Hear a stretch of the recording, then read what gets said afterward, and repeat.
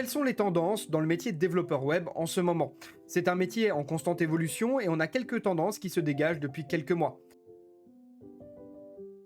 La première tendance, c'est la création de SaaS. Il y a de plus en plus de SaaS, Software as a Service, qui sont en train de sortir sur le marché. Un Software as a Service, c'est tout simplement un outil qui va répondre à une problématique. Ça peut être par exemple un outil pour générer des factures automatiquement, ça va être un SaaS, un outil pour gérer les réunions et tout un tas de choses. C'est la mode des SaaS, des solopreneurs, et ça, c'est la première tendance.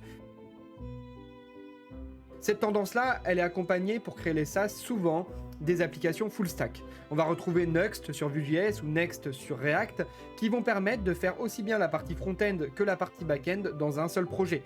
Vous allez faire votre front-end et relier l'API directement sur la partie serveur en SSR de ces frameworks-là. Donc ça, c'est la deuxième mode et on en voit de plus en plus arriver. La troisième mode, ça va être les PWA. Troisième tendance, j'ai envie de dire. Les PWA, Progressive Web App, qu'on voit de plus en plus pop sur le marché.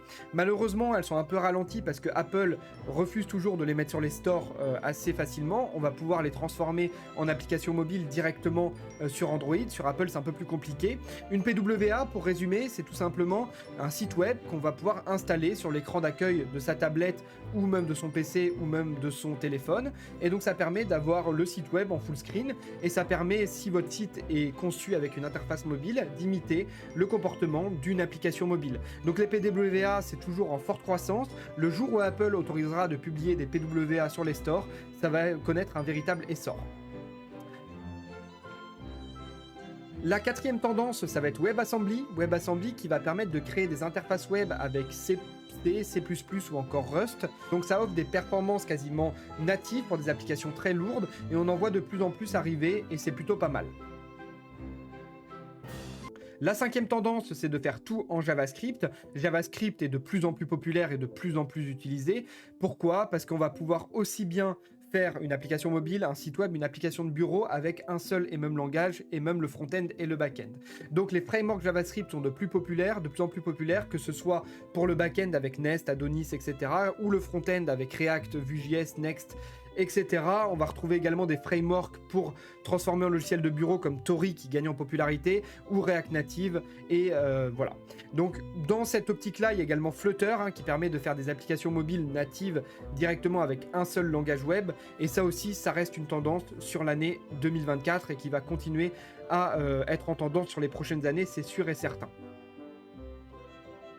Je ne sais plus à quel numéro de tendance on est, mais en tout cas la suivante, c'est évidemment l'intelligence artificielle et le machine learning. On en voit apparaître dans absolument tous les sites web et c'est important de suivre un peu les tendances, mais pas trop non plus. On va voir pas mal de sites web ou de demandes clients qui nous demandent de rajouter des moteurs de recherche intelligents, des systèmes d'OCR et tous ces genres de choses qui sont vraiment en vogue depuis quelques mois, quelques années maintenant. Donc c'est une tendance importante et du coup, couplé à tout ça, eh bien, on voit pas mal de SaaS, Software as a Service, sortir sur des frameworks full stack avec de l'IA dedans. Donc c'est vraiment un ensemble de tendances qui bâtissent le web du futur.